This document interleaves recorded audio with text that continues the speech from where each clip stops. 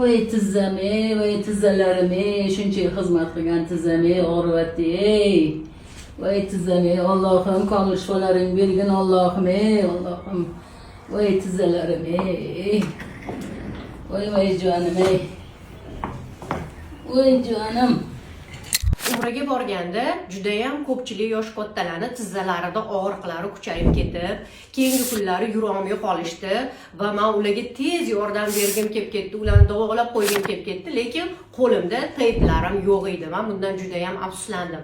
Shuning uchun endi umraga ketayotganlarga men qanaqa qilib teyplab tizzalardagi og'riqlarni qoldirishi yoki shunaqa kuchli og'riq bo'lmasligi uchun qanaqa qilib oldini olishi yo'lini o'rgataman. Bizga shunaqa teyplar kerak bo'ladi, professionalniy. Buni ko'rayotgan bo'lsanglar, kateklari bo'ladi. Kateklarni birinchi o'lchab olamiz tizzaga. Shunaqa qilib o'lchab olamiz. 1, 2, 3, 4 tasi bizga to'g'ri kelar ekan. 2 ta 4 talik kerak bo'ladi. Bunaqa machasiga bitta 3 ta katekligi kerak bo'ladi. Ularni qirqib olamiz. Va bularni uchlarini обязательно mana bunaqa округлить qilib olish kerak bo'ladi, чтобы kiyimga ilinib chiqib ketib qolmasligi uchun. Bo'lagimiz tayyor bo'ldi. Bularni bitta katekdan buklab olamiz.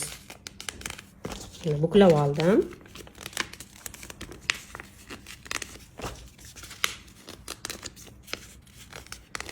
Shu buklagan joylarimdan yirtib chiqaman.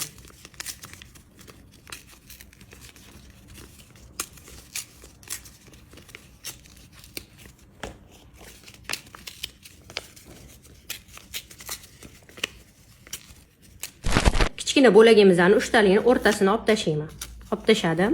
Ozginagina cho'zib, tizzani tagidan yopishtiraman.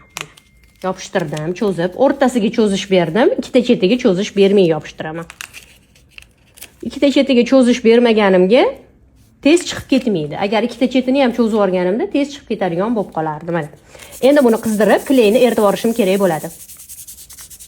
Birinchi uchini olib tashlayman va tizzani tepasidan boshlab yopishtiraman. Mana, shotka qo'yaman. Qizdirib yopishtirib olaman klayni.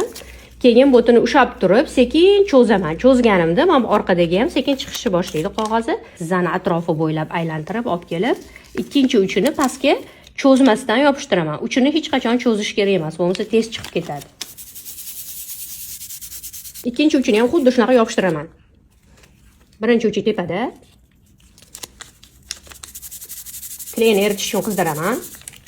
Sekin tortib, qog'ozini chiqaraman va bu yog'ini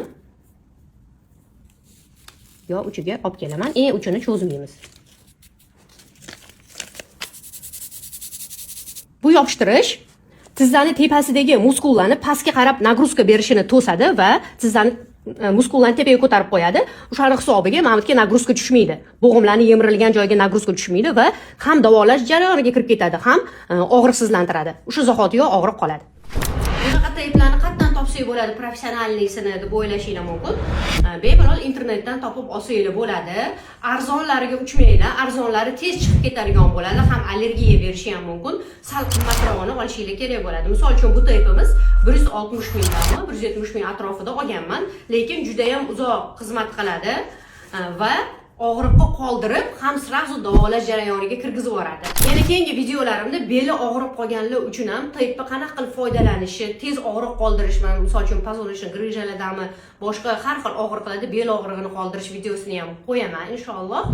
Bu videoni umraga ketayotgan tanishlaringizga jo'natib qo'yinglar. Обязательно o'zligi bilan bitta teyp olib olasiz.